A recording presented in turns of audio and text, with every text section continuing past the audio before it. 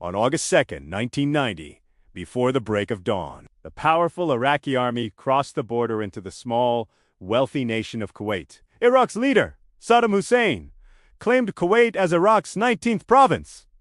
Within hours, Kuwait City fell. This invasion shocked the globe, not just because a sovereign nation had been erased, but because Kuwait held a massive portion of the world's oil reserves. The stability of the global economy was at stake. The United Nations immediately condemned the act, but Saddam refused to budge. What followed was a historic military mobilization that would culminate in 1991 as Operation Desert Storm, a conflict that redefined modern warfare. For the United States, this was a moment to define a new world order. President George H.W. Bush built a massive coalition of over 30 nations, an unprecedented display of global unity. The mission was clear.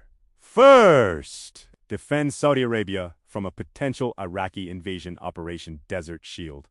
And second, liberate Kuwait. America deployed its most advanced weaponry, satellite-guided missiles, stealth bombers, and high-tech tanks. This was the first time the world would see the full might of American electronic and technological superiority in a desert landscape, perfectly suited for a high-speed offensive. The war began in the sky on January 17, 1991.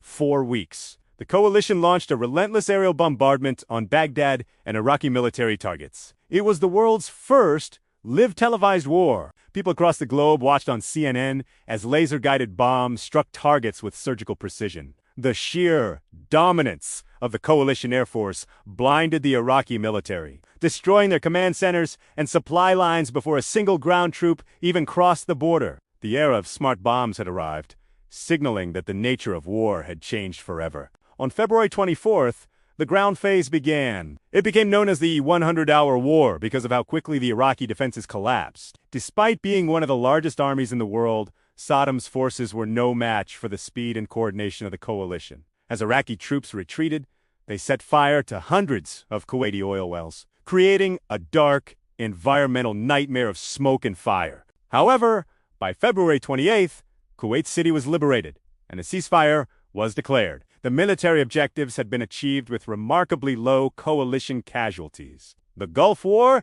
was a turning point in history. For America, it washed away the bitter memories of Vietnam and proved its military was once again invincible. It solidified the U.S. as the world's sole superpower following the collapse of the Soviet Union.